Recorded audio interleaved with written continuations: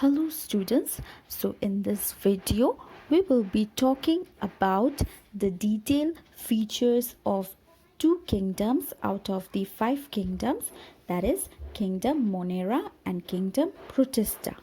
We will be understanding about their features and characteristics. So let us first start with the Kingdom Monera.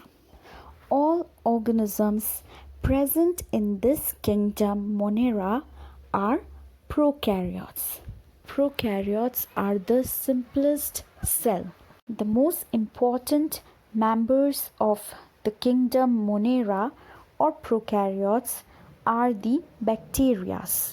Bacteria are of 3 types based on their shapes.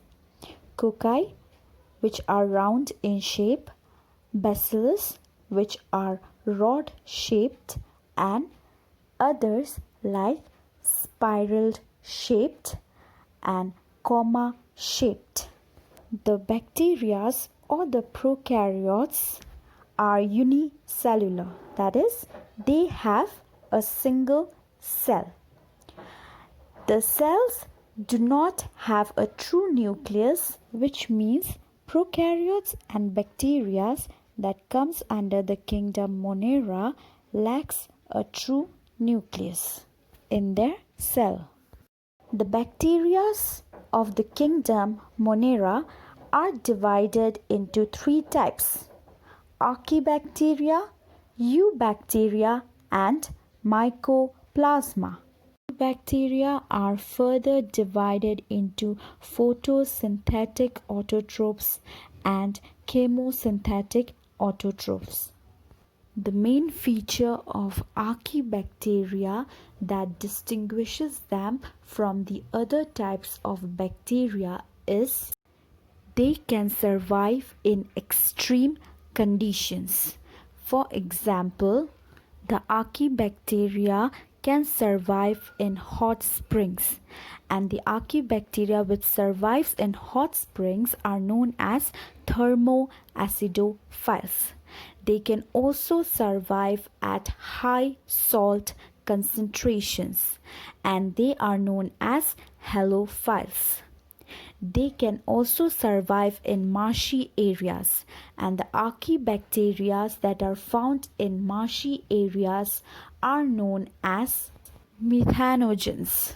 Methanogens are found in the guts of animals like buffaloes and cows, and hence the dung of these animals consists of methanogens or Archaebacteria and help in the production of biogas from the dung of the animal.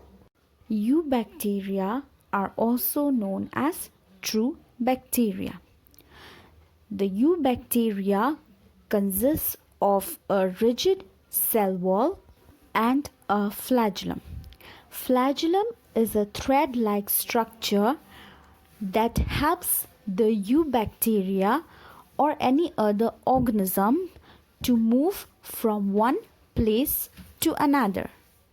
Now, eubacteria are further divided into photosynthetic autotrophs and chemosynthetic autotrophs. Photosynthetic autotrophs are bacteria that have chlorophyll in them.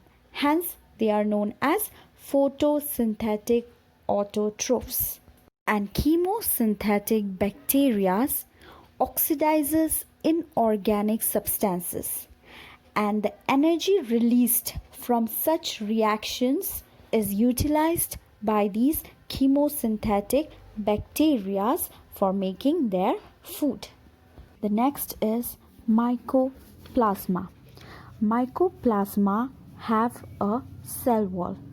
They are the smallest living organisms known up till now.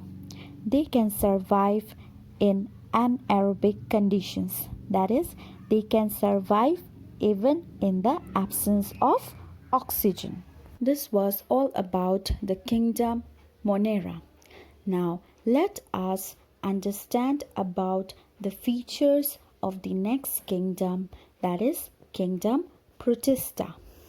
All unicellular eukaryotes are kept under the Kingdom Protista. The unicellular eukaryotic organisms under Kingdom Protista are basically aquatic in nature. They can move from one place to another by flagella as well as cilia. Reproduction can be both sexual as well as asexual. The organisms of Kingdom Protista are divided into Chrysophytes, Dinoflagellates, Euglenoids, slime moulds, and Protozoa. Chrysophytes are found in freshwater and marine water. They are photosynthetic, that is, they utilize sunlight for the synthesis of their food and nutrients. Their cell wall consists of silica. Next, dinoflagellates. They are found in marine water. Their cell wall is made up of cellulose. They are biflagellate. That means they have two flagella. One flagella placed longitudinally and the other flagella placed transversely. They can be of different colors such as yellow, brown, red or blue, depending on the presence of the pigment. For example, if the pigment present in their cell is chlorophyll, they will appear green. If the pigment present in their cell is carotenoid, they will appear yellow. The next type of Protista is Euglenoids. They are found in fresh water as well as stagnant water. They are also biflagellate. They have one short flagella and one long flagella. They can be autotrophic, that is capable of making their own food. They can also be heterotrophic. Heterotrophs cannot make their own food and depends on others for their food. The next type of Protista is the slime moulds. They consist of true cell wall and they are saprophytic in nature. Saprophytic organisms lives on and gets its nourishment from dead and decayed organisms. The last type of Protista is Protozoa or Protozoans. They are heterotrophic, that is, they cannot prepare their own food and hence they live as predators as well as parasites. There are 4 types of protozoans. They are amoeboid protozoans. Amoeboid protozoans possesses pseudopodia for engulfing food particles.